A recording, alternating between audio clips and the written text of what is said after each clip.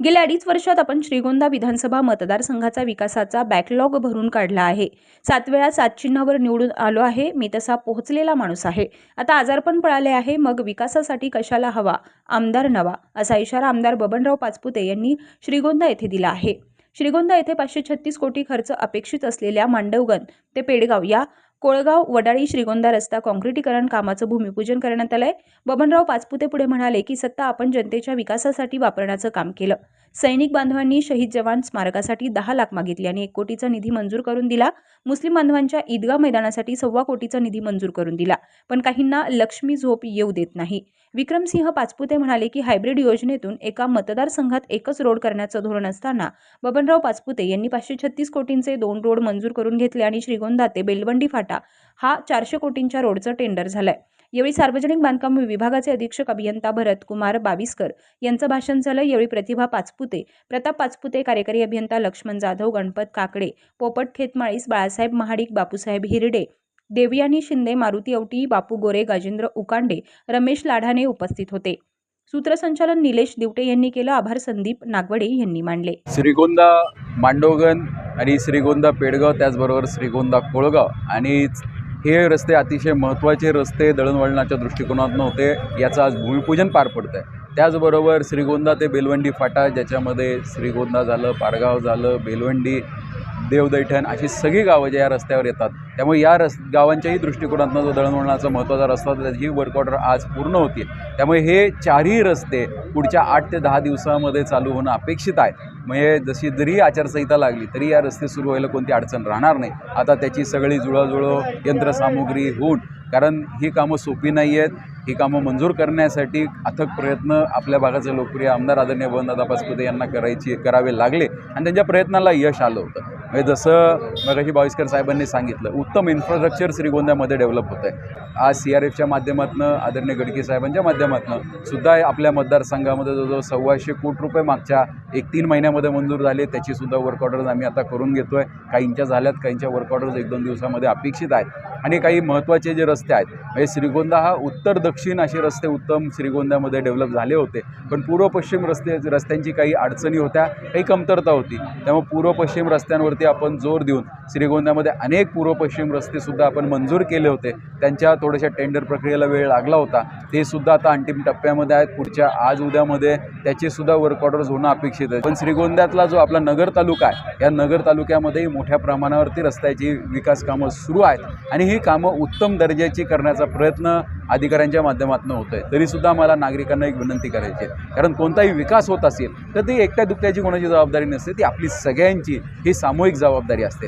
ज्या ठिकाणी जर तुम्हाला असं वाटलं की रस्त्याचं काम हे चांगलं होत नाही आहे किंवा तो दर्जा राखला जात नाही आहे किंवा नियमाप्रमाणे होत नाही आहे, तर आपल्याला पूर्ण अधिकार आहेत की आपण लोकप्रतिनिधी म्हणून आम्हाला ते आमच्या कानावर घालू शकता किंवा प्रशासनाच्या कानावर घालू शकता. आमचा कोणाचाही उद्दिष्ट असा नाही की एखादा ठराविक कॉन्ट्रॅक्टरला पाठीशी घालायचं आहे. ज्या ठिकाणी चूक होते ती चुकीला चूक म्हणायचे आमची सगळ्यांची मानसिकता आहे.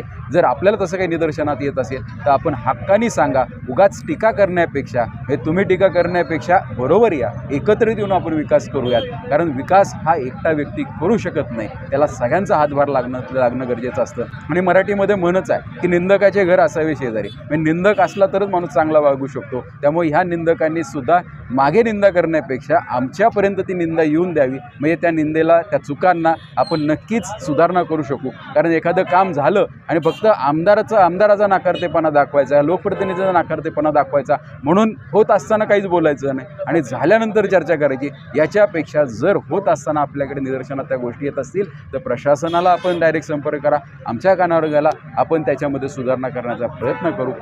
आणि ही कामं काही फक्त निवडणुकीच्या पार्श्वभूमीवर न होता हे विकास कामं आहेत. आणि अनेक दिवसापासून ही भूमिपूजन आमची राहिली होती, पण आम्ही भूमिपूजनासाठी कोणतीही कामं रखडून दिली नाही, कामं भूमिपूजनासाठी थांबवली नाही. अनेक ठिकाणी आपण पाहता विकास कामं सुरू आहेत. भूमिपूजनाच्या अभावीसुद्धा आम्ही सुरू केलेली आहेत आणि ही कामं उत्तम दर्जाची व्हावीत या पद्धतीने आम्ही सर्वजण प्रयत्न करतो. धन्यवाद. आपल्या महाराष्ट्र शासनामार्फत माननीय मंत्री महोदय रवींद्र चव्हाण साहेब, तसंच आपले मुख्यमंत्री साहेब आणि दोन्ही उपमुख्यमंत्री साहेब यांच्या मार्गदर्शनाखाली आणि त्यांच्या प्रयत्नातून संपूर्ण महाराष्ट्रामध्ये एशियन डेव्हलपमेंट बँक अर्थाच्या अंतर्गत जे आपण कामं मंजूर झालेले आहेत महाराष्ट्रभर, तसंच हायब्रिड ॲन्युटी मॉडेल अंतर्गत पण बरीच कामं मंजूर झाली आहे. तर संपूर्ण महाराष्ट्रात एकाच वेळी ते भूमिपूजनाचा कार्यक्रम घ्यावा आणि स्थानिक लेवलला त्या ठिकाणी भूमिपूजन करावे असे एक आमच्या राज्यस्तरावरचं प्लॅनिंग होतं. त्याप्रमाणे शासनाच्या सूचनेप्रमाणे आपण ओव्हरऑल एकत्र कार्यक्रम घेतला. त्याप्रमाणे श्रीगोंदा तालुक्यामध्ये आता एक पेडगाव श्रीगोंदा रस्ता किलोमीटर 21 ते 34, काष्टी श्रीगोंदा देवगाव मांडवगाव रस्ता किलोमीटर 15,600 ते 48 असं जवळपास 45 किलोमीटरचे कामं 2 पदरी धावपट्टी म्हणजे 7 मीटर कॉन्क्रीट करणं आणि दोन्ही बाजूला 1.5 मीटरचे साईड शोल्डर आणि त्याचप्रमाणे एक दुसरा रस्ता कोळगाव सुरोडी वडाळी श्रीगोंदा पेडगाव रस्ता MDR 62 किलोमीटर 00 ते 21, टोटल लेन जवळपास 21 किलोमीटर. त्याचं 5 मीटरची धावपट्टी आणि 1 मीटरचे दोन्ही साईडला साईड शोल्डर असं कॉन्क्रीट रस्त्याचं काम. असे जवळपास 45 अधिक 21 या मोठ्या प्रमाणात एक चांगलं इन्फ्रास्ट्रक्चर आपण श्रीगोंदा तालुक्याच्या बाजूला कनेक्टिव्हिटी निर्माण करण्यासाठी आपण आज काम चालू होतं आहे. आणि हायब्रिड ॲन्युटी अंतर्गत पण एक नव्यानं रस्त्याचं काम आज वर्क ऑर्डर होईल. त्याचे सविस्तर तपशील बाकी देतोच मी.